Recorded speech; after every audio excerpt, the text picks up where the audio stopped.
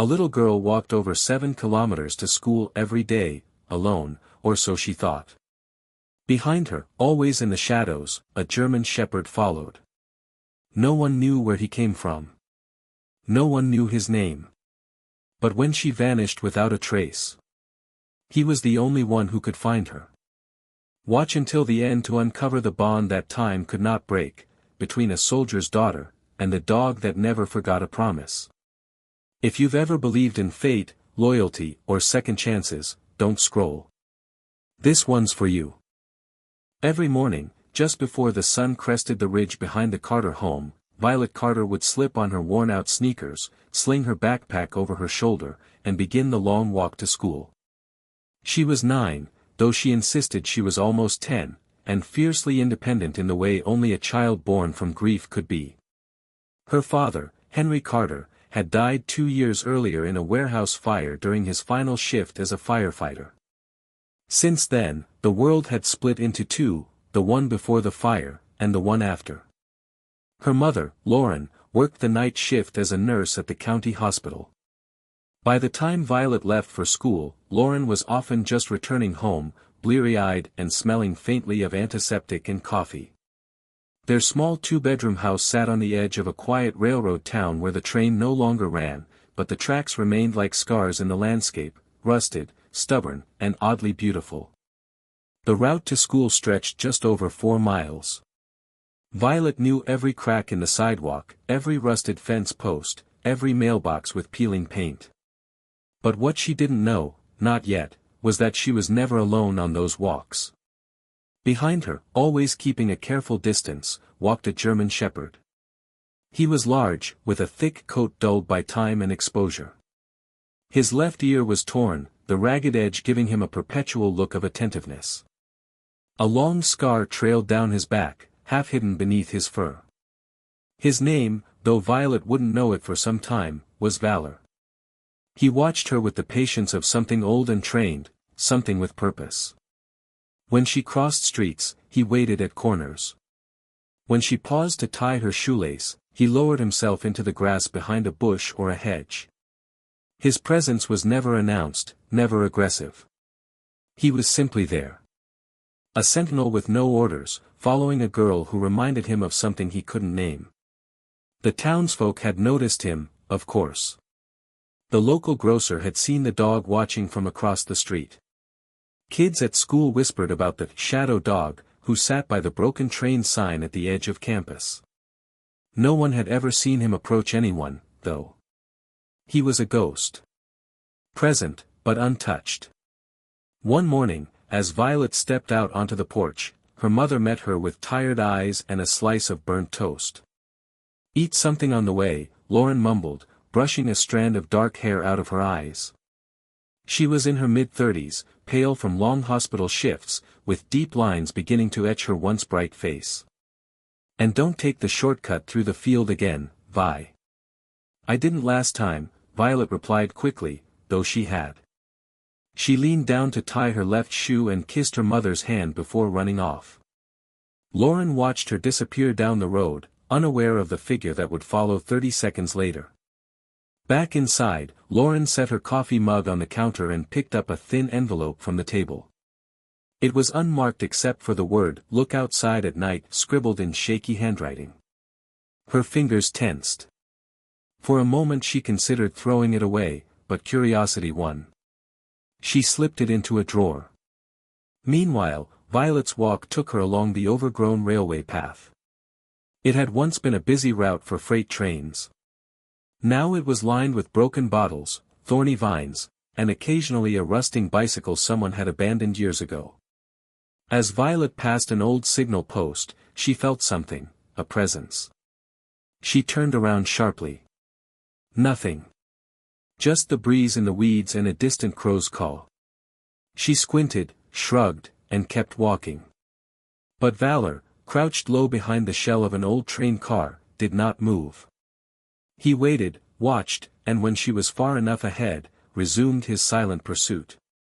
At school, Violet blended in, mostly. She was a quiet child, observant, not shy.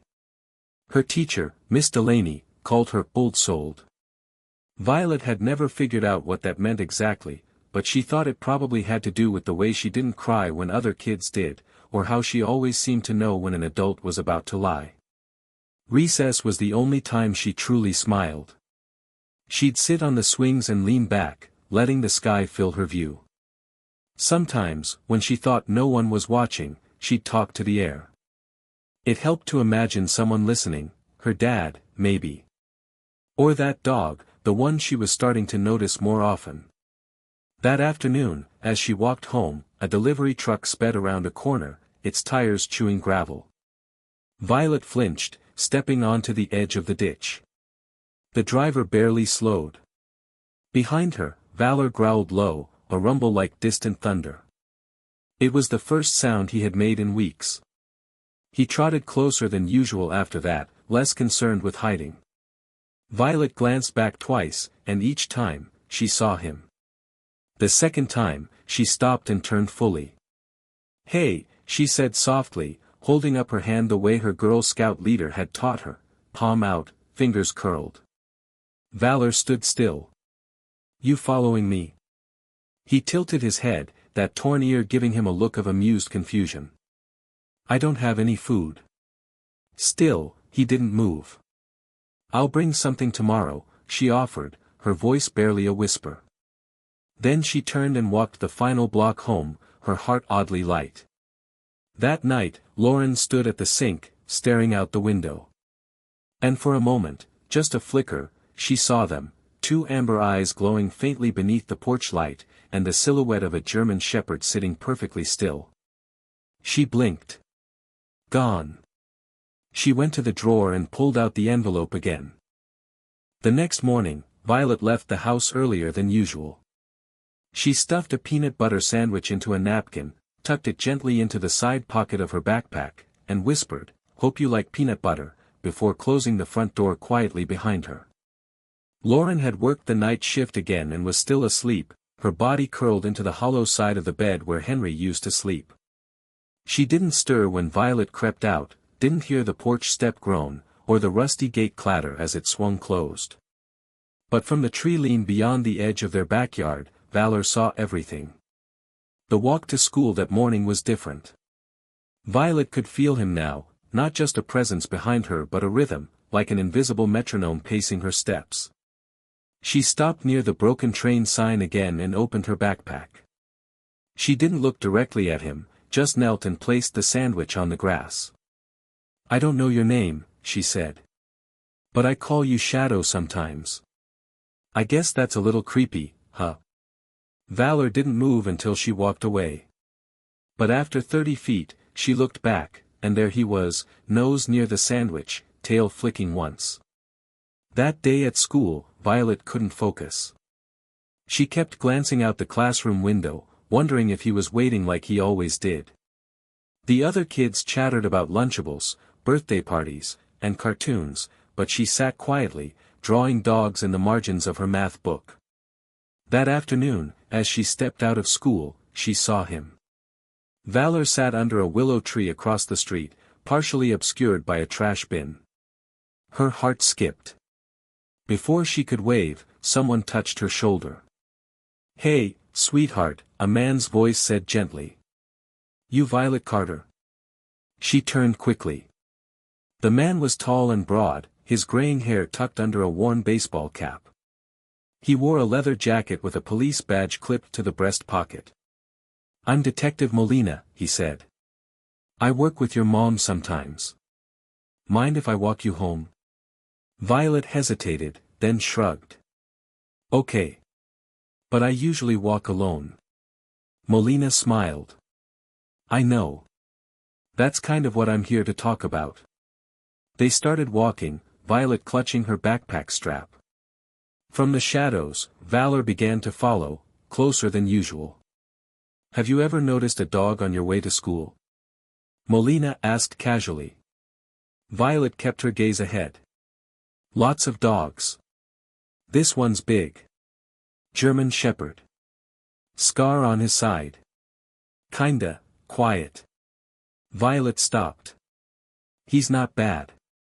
"I didn't say he was," Molina replied quickly. But some folks are worried. Said he chased off a delivery guy last week. He didn't chase, Violet muttered. He protected me. Molina raised an eyebrow. From what? She looked down. From. I don't know. The truck didn't slow down.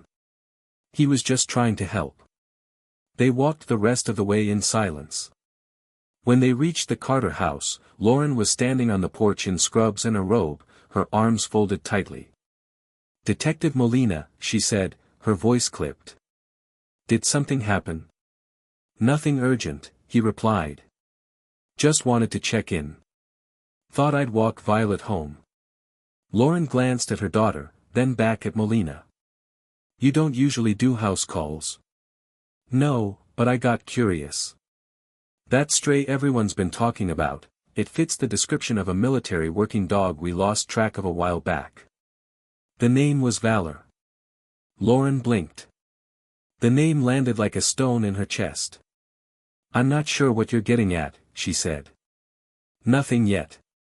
But if this is the same dog. He used to work search and rescue. Was assigned to Station 7. Lauren's breath caught. That was Henry's station. That night, after Violet had gone to bed, Lauren sat alone at the kitchen table, the envelope from the drawer in her hand. She opened it fully this time. Inside was a photograph. It was old, faded, slightly crumpled. But there was no mistaking it. Henry stood in uniform, smiling beside a younger, alert German shepherd. The dog's left ear was torn, and his eyes held the same sharp intelligence Lauren had seen glowing beneath the porch light. Scrawled on the back of the photo, for when the world forgets his name. H.C. Lauren dropped the photo, her hands trembling. Her husband hadn't just trained dogs, he had trained one dog. And he had named him Valor. The following morning, Violet sat cross-legged by the train sign, clutching a small piece of paper. I think I know who you are, she whispered to the space in front of her.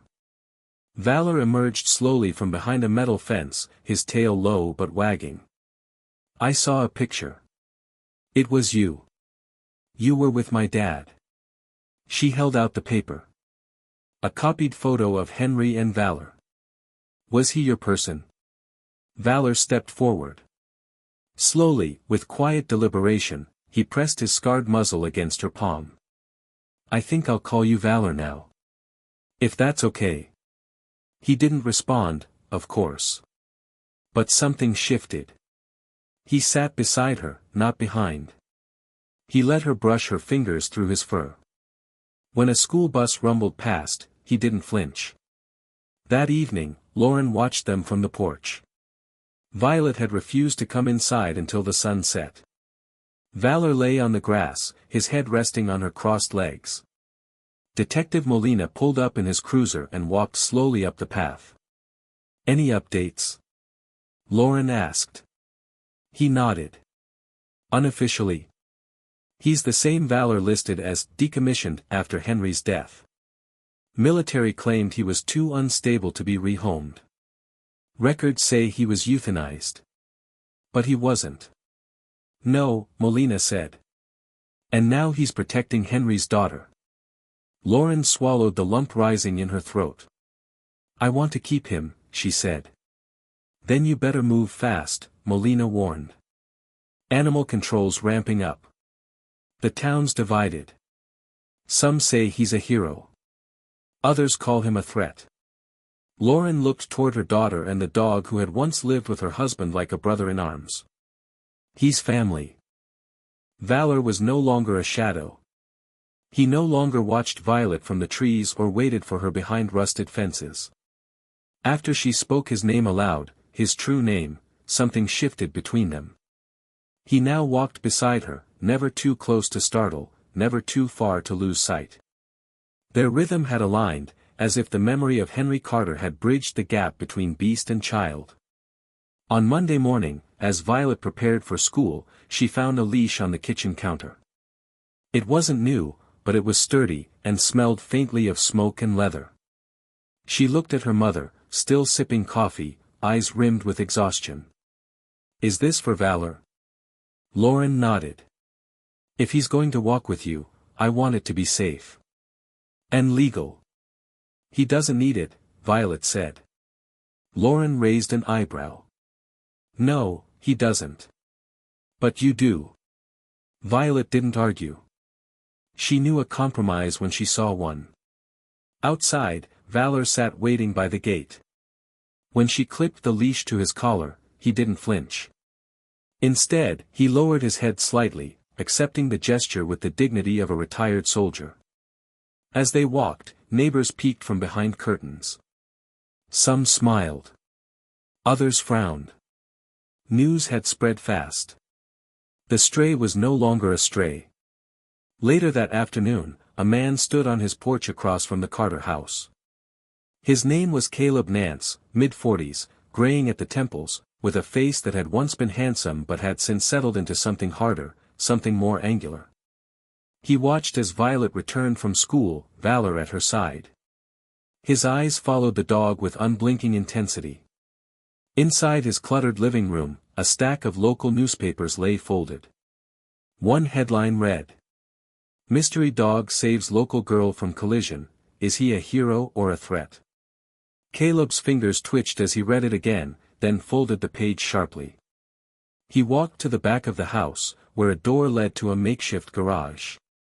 He opened it, revealing rows of shelves lined with boxes, some labeled with faded ink, others anonymous.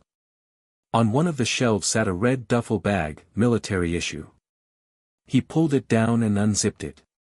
Inside, a pistol, a flask, and a fire-scorched photo. A young firefighter, Henry Carter, smiling, standing beside two men. Caleb wasn't in the photo. But he had taken it.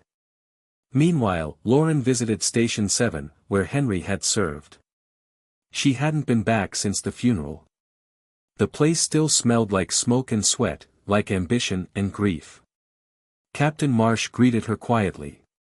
He was a stocky man in his 60s with ash-gray eyebrows and a voice like gravel. "I heard about the dog," he said. "It's him, isn't it?" Lauren asked.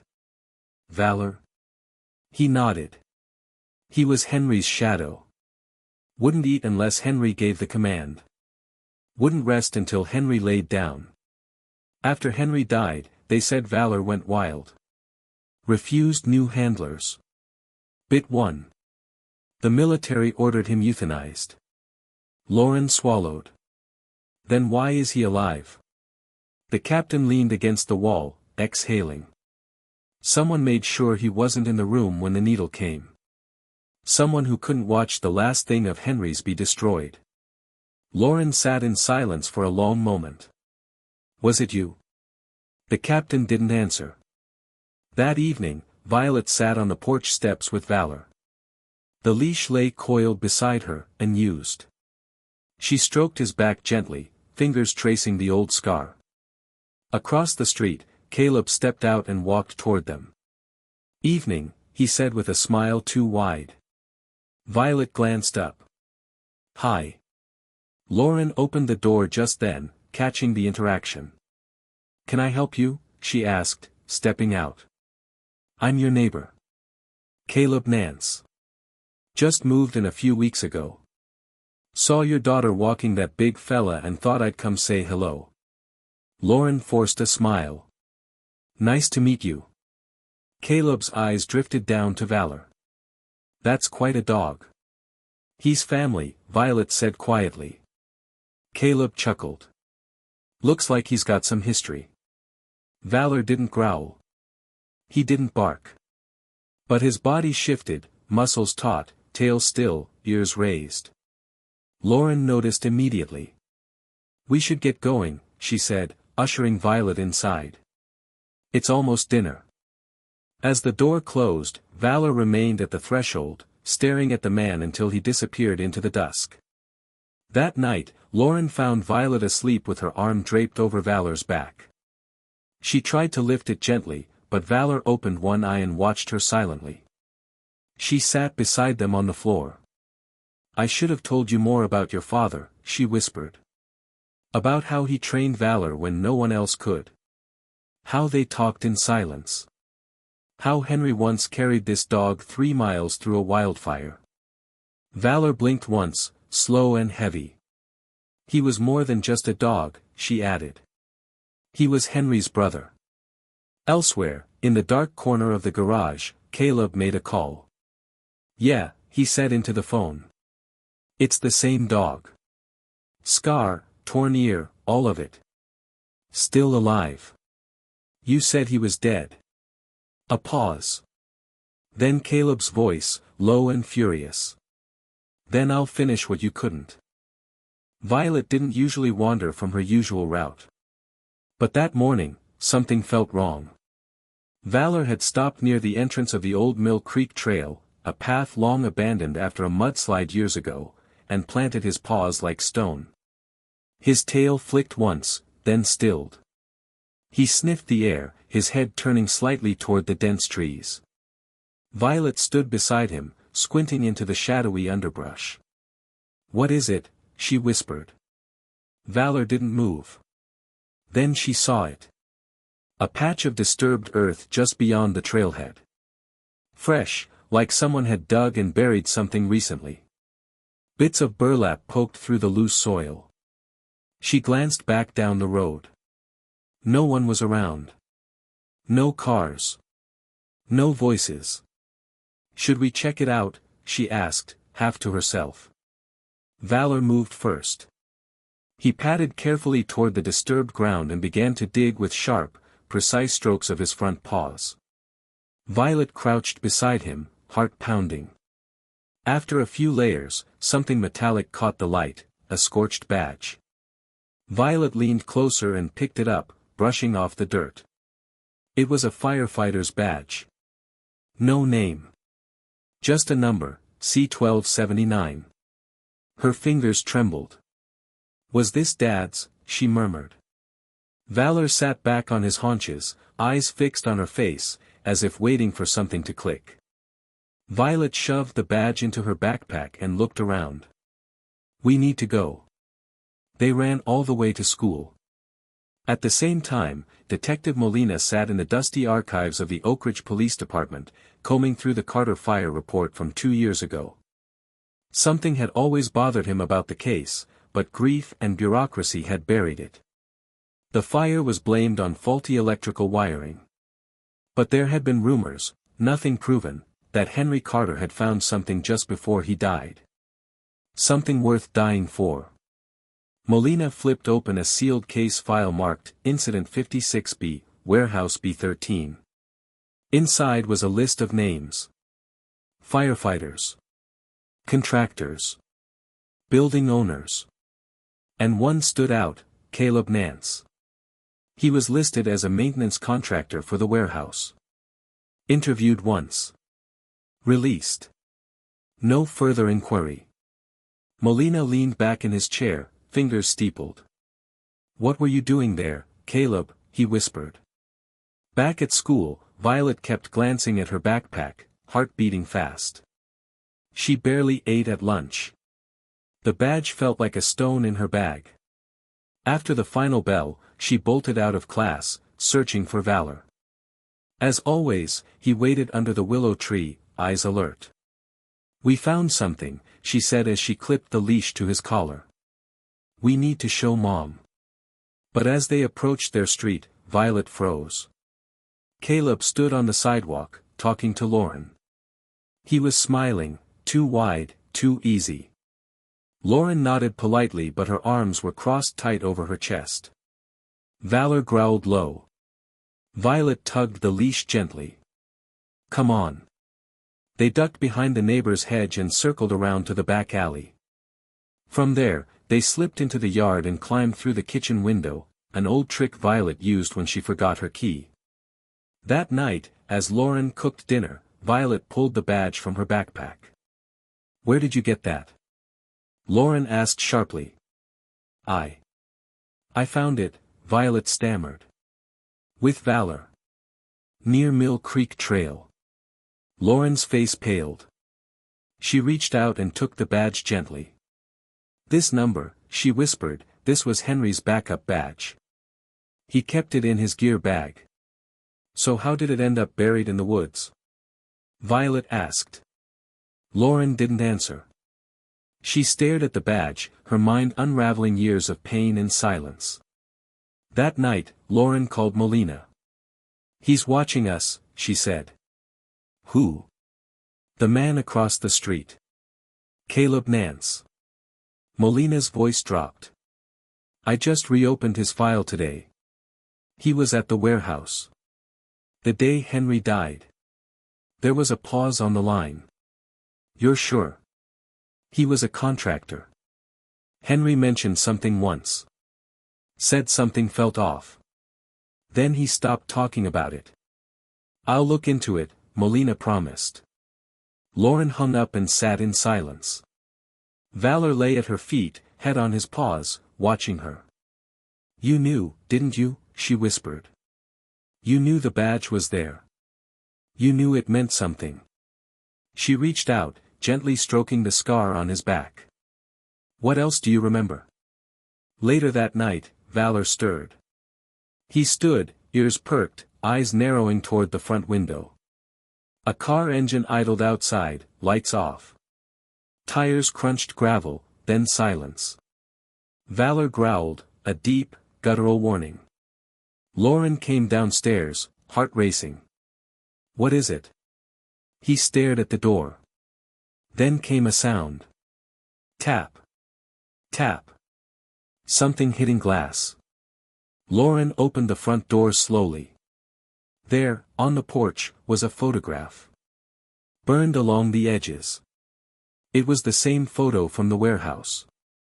Henry. Two men beside him. A red X scratched over Henry's face. The day began like any other. Violet left for school, lunchbox in hand, Valor walking faithfully beside her. The leash was no longer necessary, but she kept it anyway, more for comfort than control. Lauren watched them from the window, coffee in hand. Her fingers trembled. She hadn't slept much since the photo appeared. That red X over Henry's face haunted her dreams. She'd burned the picture in the sink that night, but the image lingered like smoke in her mind.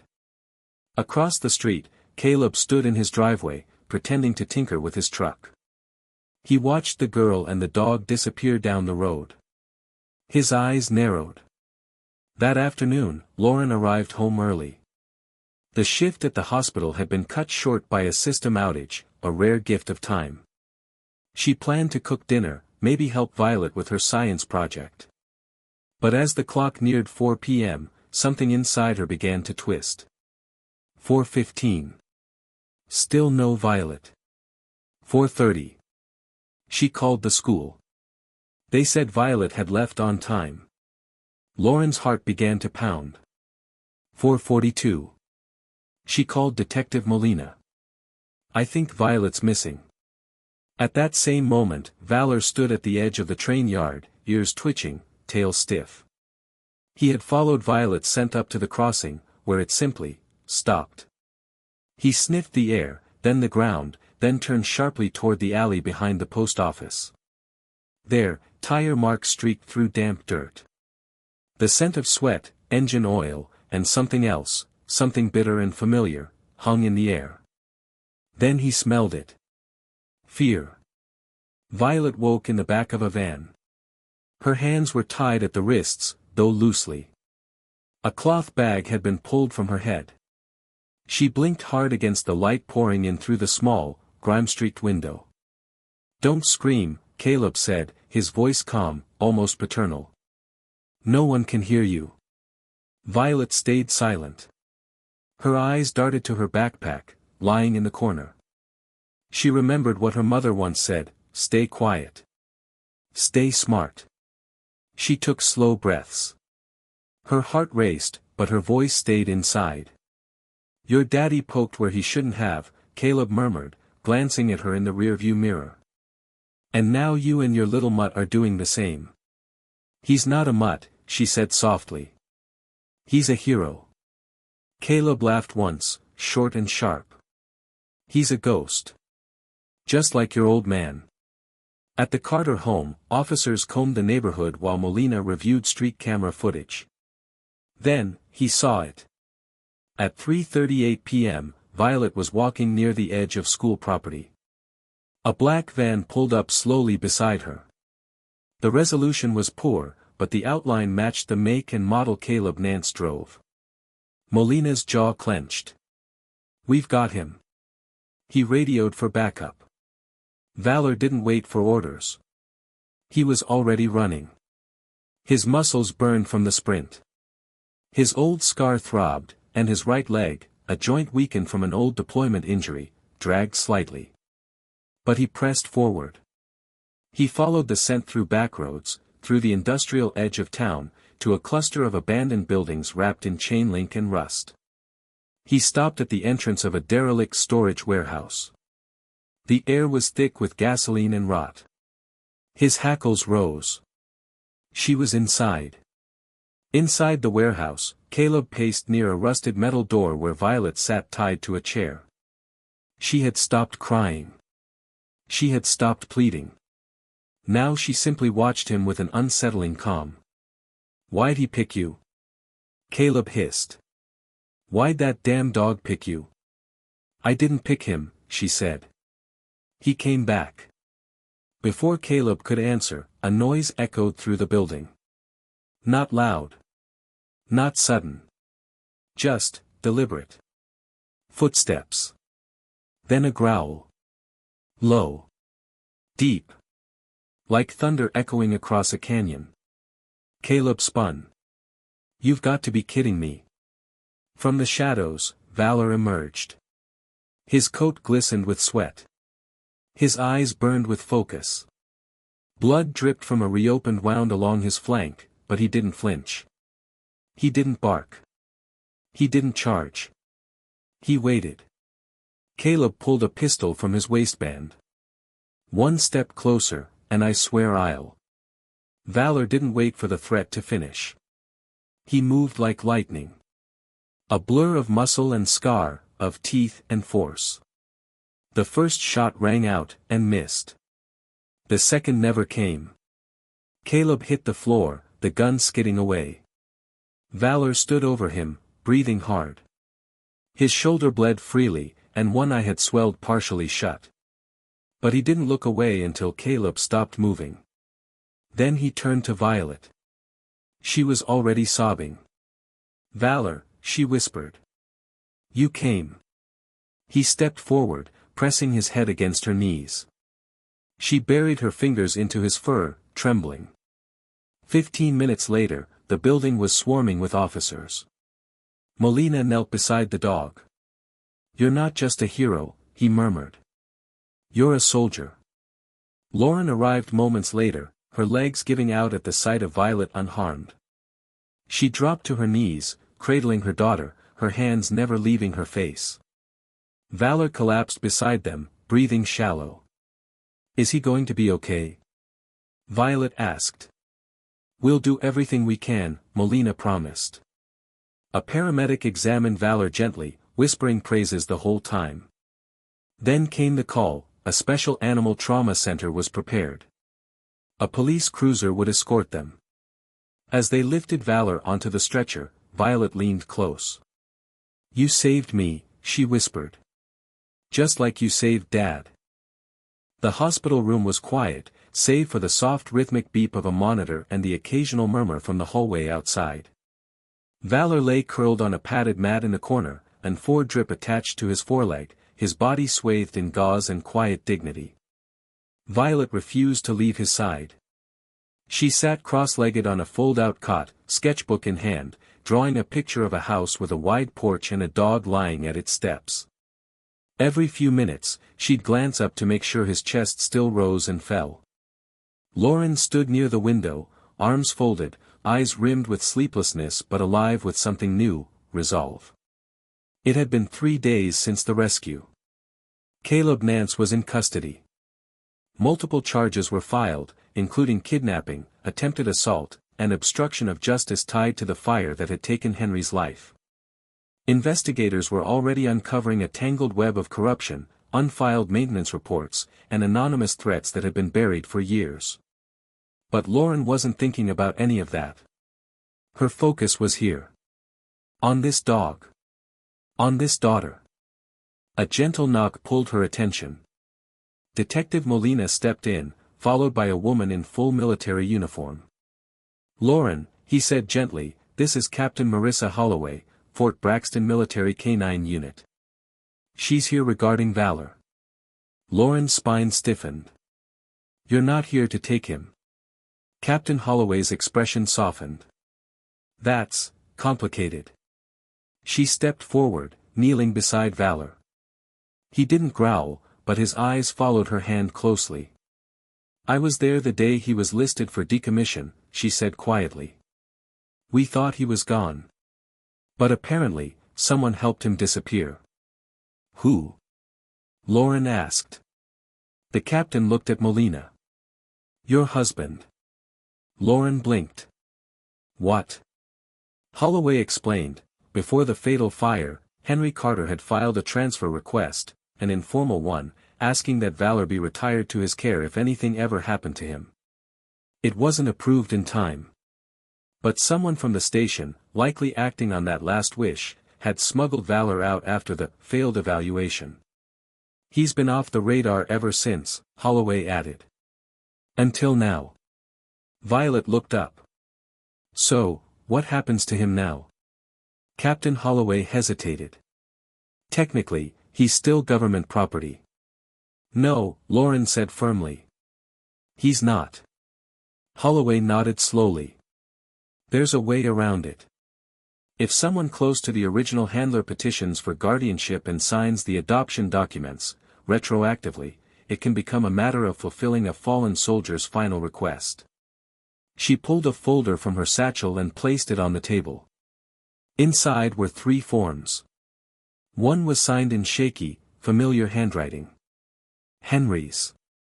Lauren covered her mouth. "He knew," she whispered. "He knew something would happen. He knew Valor would come back," Holloway said. That afternoon, in a sunlit hospital corridor, Lauren signed the papers. Molina stood nearby, silent, respectful. When it was done, she turned to her daughter and handed her the final page. "Here," she said. "Do you want to give it to him?" Violet took the paper and tiptoed into Valor's room. He opened one eye as she approached. "I guess this means you're really ours now," she whispered. She folded the paper and placed it gently under his paw. "I promise," she added. "You'll never be alone again." Later that week, the small town of Oakridge gathered for something it hadn't seen in decades, a celebration. A temporary stage had been erected in the town square. Children held paper flags. Adults lined the sidewalks with coffee in hand and emotion in their throats. The mayor took the podium and cleared his throat. "Today, we honor more than just a dog. We honor loyalty, service, and a promise kept." He stepped aside as Lauren, Violet, and Valor, limping but present, walked slowly to center stage. Violet held his leash, her other hand wrapped gently in her mother's. A small crowd burst into applause. Some cried. Some saluted. And then, something unexpected happened. A man emerged from the back of the crowd, an older man, tall, silver-haired, in full uniform. He carried a small velvet box. Colonel Michael Granger introduced himself briefly. Then, in a voice that trembled slightly, he addressed the crowd. "In accordance with the authority granted to me by the United States Army, I hereby present this Distinguished Canine Service Medal to Valor, formerly military working dog #C7711. He opened the box and pinned the medal to Valor's new red collar. Valor stood still. Tall. Proud. And then he bowed his head, not to the medal, but to Violet. That night, back at the Carter home, Violet curled up on the couch, Valor's head resting on her lap. Lauren sat nearby, flipping through a photo album. Not the one she'd hidden all these years, the one she had locked away after the funeral, but a new one. In it were pictures of Violet and Valor. Of drawings. Medals. Leashes. And on the final page, she inserted a photo taken just hours before, the three of them under the oak tree in front of their house, Valor sitting tall, his eyes bright. As she closed the album, Lauren whispered, "Welcome home, soldier." The sun had just begun to climb above the tree line when Violet led Valor back to the old railroad path, the one they used to walk alone, back before anyone understood what he was, or who he had once belonged to. Now, he wore a new harness. Not military issued, but soft leather with his name, Valor, engraved in brass. A tag clinked against it with each step, shaped like a shield. Violet had saved her allowance to have it made. She didn't need the leash anymore. He never strayed. As they reached the broken train sign, she paused and sat on the wooden beam that once served as a bench for waiting passengers. Valor sat beside her, tail thumping once against the grass. "You know," she said softly, "we never talked about what happened that day." Valor turned his head, ears tilting toward her voice. "I wasn't scared," she added. "Because I knew you'd come." She pulled a folded piece of paper from her coat pocket. "A school assignment, write about someone who changed your life." She had written 4 pages. And drawn 3. At the top was a sketch of Valor, standing tall, nose to the wind. Underneath it, "Some heroes walk on 2 legs. Mine walks on 4. Back at home, Lauren stood by the kitchen window, watching them. Sunlight poured over the porch, and her coffee went cold in her hand. She didn't mind. It had been nearly 2 months since the incident. The house no longer felt hollow. The silences no longer felt like reminders of Henry's absence, but spaces where his memory gently lived. She had unpacked the last of his boxes the week before. His helmet sat in a glass case on the bookshelf, next to the photo of Valor pinning his medal. The new chapter had begun quietly. But not without effort. Lauren had started therapy. Violet had too. They didn't always talk about Henry. Sometimes, they just sat together, learning how to hold grief in their hands without letting it break them. Detective Molina visited once a week now. He often brought donuts and stories about the department's newest recruits, or asked Violet if Valor had picked up any new cases to solve. "Still no word from the military, huh?" he asked one afternoon. Lauren shook her head. "They've closed the investigation into Caleb. But they're keeping Valor off the books now. Said they'd lost his file." Molina chuckled. "I might have nudged that along." She smiled. "Thank you." He grew quiet. "You know, I used to think cases like Henry's were just red tape and rotten luck. But now I think Valor knew something none of us did." Lauren nodded. "He didn't just follow orders. He followed love." On the last Saturday of November, Lauren and Violet stood together in the Oak Ridge Cemetery. The air was brisk, and the maple leaves had already surrendered to the cold. They stood in front of Henry's headstone. Violet held a small velvet pouch in her hand. Inside were Valor's original military tags, cleaned, polished, and gently tied together with red ribbon. "I think he'd want them here," Violet said. Lauren nodded. So would Valor. The dog stepped forward and sat beside the grave. He bowed his head low. Quiet. Still. Violet reached down and placed the pouch at the base of the stone, tucking it beneath a smooth river rock. As she stood up, Valor pressed his nose gently into her palm. It was the same gesture he'd made the first time she'd reached for him. Back when he was just a shadow on a lonely road. That night, the fireplace crackled in the Carter living room. Lauren sat on the couch, wrapped in an old firefighter jacket. Violet curled beside her, sketching again. On the rug, Valor lay with his chin on a pillow, eyes half-lidded, but alert. "Do you think he misses Dad?" Violet asked. Lauren looked at the dog, then at her daughter. "I think Valor never stopped loving him," she said. "But now, he's loving us too." There was a knock on the door. It was Mrs. Kelly, their elderly neighbor. In her hands, a pie. For the hero, she said, nodding to Valor. He sniffed the crust politely but looked at Lauren first. She nodded. Only then did he accept the slice she offered him with a wag of his tail. He still waits for permission, Mrs. Kelly said with a chuckle. Some habits never fade. Lauren smiled. Some are worth keeping. Later, as Violet drifted off to sleep, Lauren tucked the blanket over her and whispered. You were never alone. Not really. She looked down at Valor, who now slept at the foot of Violet's bed. And neither was he. The final snowfall came early that winter. White dust blanketed the old tracks. Trees stood in reverent silence. Footprints faded quickly, but two sets remained longer than the rest, the small steps of a child, and the steady gait of a loyal dog. Where the tracks ended, something else had begun. Not just safety. Not just healing. But home. Sometimes the fiercest loyalty comes not from blood, but from memory. Valor was more than a dog, he was a promise kept.